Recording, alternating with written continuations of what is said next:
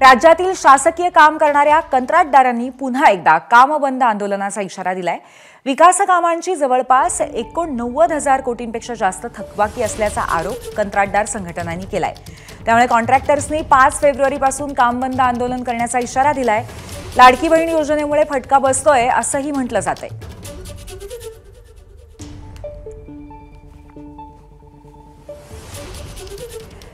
तर अशा पद्धतीने राज्यातले सर्व कंत्राटदार आता आंदोलनाच्या पवित्र्यामध्ये आहेत। जवळपास 89,000 कोटींची थकबाकी असल्याचं त्यांनी म्हटलेलं आहे आणि 5 फेब्रुवारीपासून कामबंद आंदोलनाचा त्यांनी इशारा सुद्धा दिलेला आहे। कुठेतरी लाडकी बहीण योजनेचा परिणाम होतोय असंही या बाबतीमध्ये म्हटलं जातंय।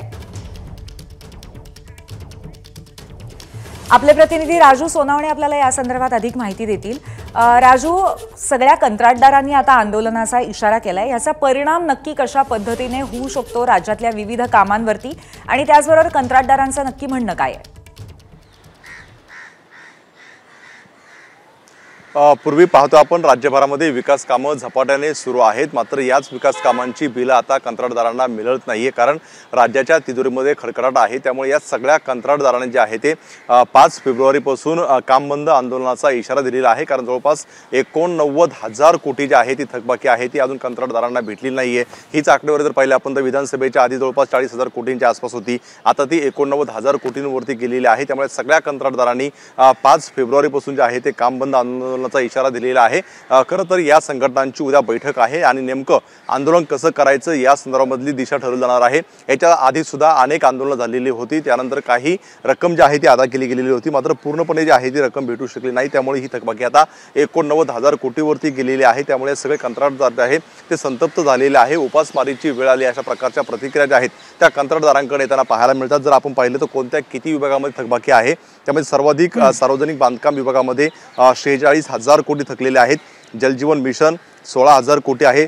ग्रामविकास विभाग 8,600 कोटी आपल्याला पाहायला मिळत आहेत। जलसंधारण विभागाला 19,700 कोटी आहेत आणि नगर विकासाच्या कामांमध्ये आपण पाहतोय आमदार निधी आहे, खासदार निधी आहे आणि डीपीडीसी फंड आहे, याचे एकूण 1,700 कोटी असे एकूण 89,000 कोटी जे आहे ते थकलेले आहे। त्यामुळे आता कुठेतरी हे सगळे संतप्त झालेले आहे। राज्याच्या तिजोरीमध्ये खडखडाट आहे। लाडक्या बहीण योजनेमुळे मोठ्या प्रमाणावरती निधीचं जे आहे ते वितरण करावं लागते, त्यामुळे या कंत्राटदारांना निधी मिळत अशा प्रकारची जी आहे ती आरोप आपल्याला पाहायला मिळतोय। त्यामुळे आता 5 तारखेपासून या सगळ्या कंत्राटदारांनी जे आहे ते कामबंद आंदोलनाचा इशारा दिलेला आहे। आता राज्य सरकार नेमकी काय भूमिका घेते, कारण जुलै महिन्यापासून एकही हप्ता जो आहे तो या कंत्राटदारांना वितरित केलेला नाही। त्यामुळे आता राज्य सरकार वितरित करणार की हे आंदोलन पुढे चालणार। जर हे आंदोलन चालू राहिलं तर जे काही विकास कामं आहे ती ठप्प होण्याची दाट शक्यता आहे।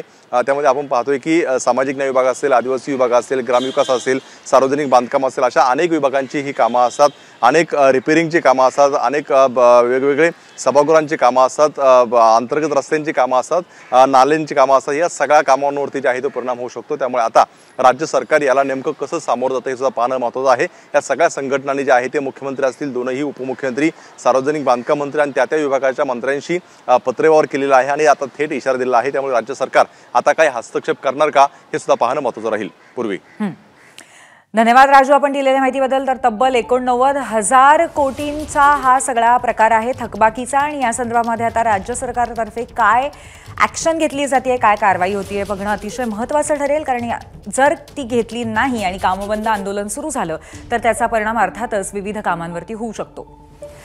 याविषयी राज्य कंत्राटदार असोसिएशनचे अध्यक्ष मिलिंद भोसले यांच्याशी बातचीत केली आहे, करतायत आमचे प्रतिनिधी आफताब शेख। माझ्यासोबत संघटनेचे प्रदेशाध्यक्ष मिलिंद भोसले आहेत। सर, खरं तर दोन्ही संघटनांनी आंदोलनाचा इशारा दिलेला आहे। 5 तारखेपासून तुम्ही काम बंद करण्याचा निर्णय घेतलाय, काय नेमकी अशी भूमिका घेण्याची वेळ आलेली आणि काय कारण आहे आता सगळ्या संदर्भात? नमस्कार। जवळपास जुलै 2024 पासून जे जलजीवन मिशन असू द्या, ग्रामविकास मंत्री विभाग असू द्या, त्यानंतर सार्वजनिक बांधकाम विभाग असू द्या, PMGSY असू द्या, मुख्यमंत्री ग्राम सडक योजना असू द्या, जलसंधारण विभाग, या सर्व विभागाचे जवळपास 8 ते 9 महिन्यापासून 89,000 कोटी रुपये प्रलंबित आहेत। या संदर्भात वेळोवेळी दोन्ही संघटना ह्या राज्याच्या प्रमुख संघटना आहेत। दोन्ही संघटनेने पत्रव्यवहार तर किती करायचा, दर 15-20 दिवसाला आम्ही पत्रव्यवहार देतो, परंतु शासन याबाबत गंभीर स्वरूपात घेत नाही आहे। जवळपास एवढी रक्कम शिल्लक पेमेंट देयक दिल्याशिवाय कुठलेही काम करू शकत नाही अशी सध्याची परिस्थिती आहे। साधारणतः किती बिलं थकलेली आहेत आणि शासनाच्या वतीनं किती बिलं अदा केली जातात जेव्हा असे पत्र दिली जातात तेव्हा? आता जवळपास 89,000 कोटी रुपयाची ह्या 7-8 डिपार्टमेंटची प्रलंबित आहेत. शासन देताना पैसे फक्त 5% 10% अमाऊंट करते. समजा एखाद्या माणसाचं 1 लाख रुपये बिल असेल तर त्याला 5,000 आणि 7,000 रुपये दिलं जातं. या पद्धतीने जर पेमेंट द्यायचे ठरवलं तर शासनाकडून कमीत कमी हे सगळं पेमेंट येण्यासाठी कमीत कमी 4 ते 5 वर्षाचा कालावधी लागतो. परंतु आता मार्च एंड आलेला आहे. मार्च एंडला प्रत्येक बँका ह्या कंत्राटदाराच्या दारात जाऊन बसत आहेत. त्यांचं व्याजही प्रचंड मोठं आहे. शासन याबाबत कुठलाही न विचार करता ज्या मुक्त योजना आहेत वाटप करायच्या त्या मात्र व्यवस्थित पद्धतीने पार पडताय असं दिसत आहे.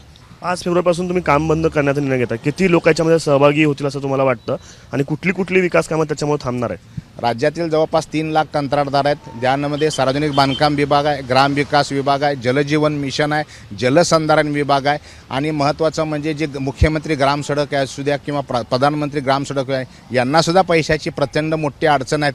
हे सर्व कामं जेव्हा स्टॉप होतील तेव्हा राज्यातील जवळपास 100% जे विकास कामं आहेत त्यात जवळपास 80 ते 85% कामं यामध्ये सफर होतील. त्यामध्ये सरकारी कामाचे जे मेंटेनन्स आहेत त्यामुळे मोठमोठे सचिवालय असू दे, मंत्रालय असू दे, हे सुद्धा कामं सर्व ठप्प पडतील. कारण मेंटेनन्सला सुद्धा गेल्या कमीत कमी 1.5 वर्षापासून पैसाच येत नाही.